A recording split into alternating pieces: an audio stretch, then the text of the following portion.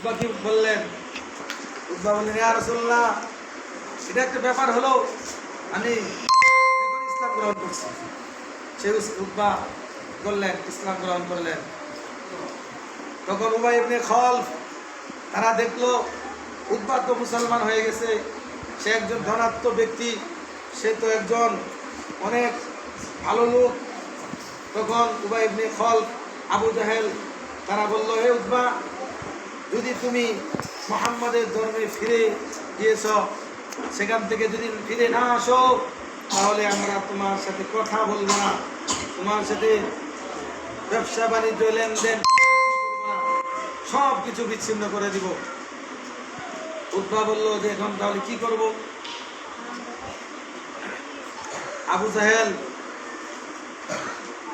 উবাই ইবনে Khalaf প্রমুখ কাফেররা সকলেই যুক্তি দিল, শোনো, তুমি মুহাম্মাদের ধর্ম থেকে ফিরে আসো এবং মুহাম্মদ সাল্লাল্লাহু আলাইহি ওয়াসাল্লামকে দিয়ে বলবা যে আমি তোমার ধর্ম থেকে ফিরে গেলাম, যে ধর্ম তোমার থেকে নিয়েছিলাম তা আমি কি করছি, তোমাকে ফিরিয়ে দিলাম।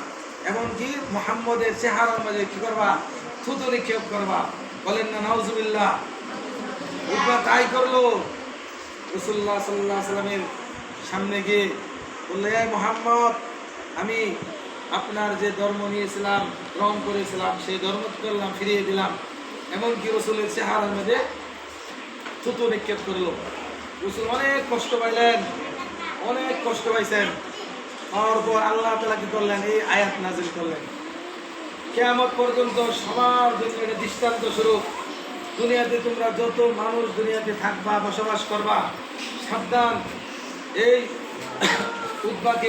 উতবার সামনে যে আয়াত নাযিল আল্লাহ তাআলা করলেন, যুগে যুগে এমন উতবা থাকবে, যুগে যুগে এমন আবু জাহেল থাকবে, যুগে যুগে এমন উবাই ইবনে খলফ থাকবে, কিন্তু তাদের সাথে তোমরা উঠা-বসা করতে পারবা না। রাসূলুল্লাহ সাল্লাল্লাহু আলাইহি ওয়াসাল্লাম কি বলছেন, আল মারউ মা মান আহাব্বা, বুঝছেন, তার সাথে যার মহব্বত, কাল হাসরের মধ্যে কি হবে, তার সাথে তার হাসর নাসর হবে। তাহলে সাবধান। আমরা কি করব? আমরা বাড়িতে বাসায় যাব, যাওয়ার পর যারা ভালোভাবে চলে তাদের সাথে কি করব, উঠা-বসা করবো। হ্যাঁ, খারাপ লোকের সাথে উঠা-বসা করবো না। এমনকি আমরা বাসায় গিয়ে সুন্দরভাবে এমনভাবে সালাম দিব